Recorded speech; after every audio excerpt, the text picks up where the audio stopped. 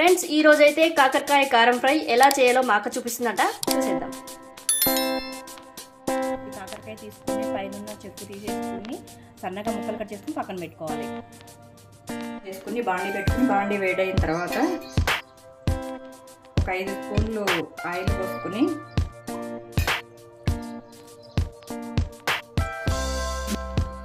Oil వేడైన తర్వాత పచ్చనపప్పు, సాయి మినపప్పు, జీలకర్ర, ఆవాలు, పోపులు వేగిన తర్వాత ఉల్లిపాయ వేసుకుని వేసుకోవాలి. ఉప్పేసి క్లీన్ చేసుకున్న కాకరకాయ ముక్కల్ని ఆనియన్స్ వేగిపోయిన తర్వాత దాంట్లో వేసేయాలి. చక్కగా కలిపేసుకోవాలి. 3 స్పూన్లు పుట్నాల పప్పు, 5 నుంచి 10 ఎండుమిరపకాయలు, కొంచెం వెల్లుల్లిపాయలు, కొంచెం కరివేపాకు, 2 స్పూన్లు జీలకర్ర, 1 స్పూన్ ఉప్పు. ఇవి మిక్సీ పట్టుకోవాలి.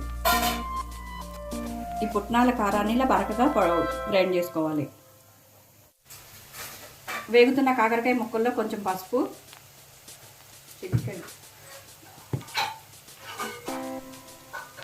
కొంచెం సాల్ట్, ఒక 5 మినిట్స్ మగ్గించుకోవాలి. మళ్ళీ కాకరకాయ వేగిన తర్వాత 3 స్పూన్లు పుట్నాల పప్పు కారం వేసుకుని కలిపేసుకుని ఒక 2 మినిట్స్ వేసుకోవాలి. కొంచెం కరివేపాకు, లాస్ట్లో కొంచెం కరివేపాకు వేసుకుని 2 మినిట్స్ వేగించుకుని ఆపేసుకోండి. ఫ్రెండ్స్ కాకరకాయ కారం ఫ్రై అయితే రెడీ అయిపోయింది. ఎలా ఉందో కామెంట్ సెక్షన్లో చెప్పండి.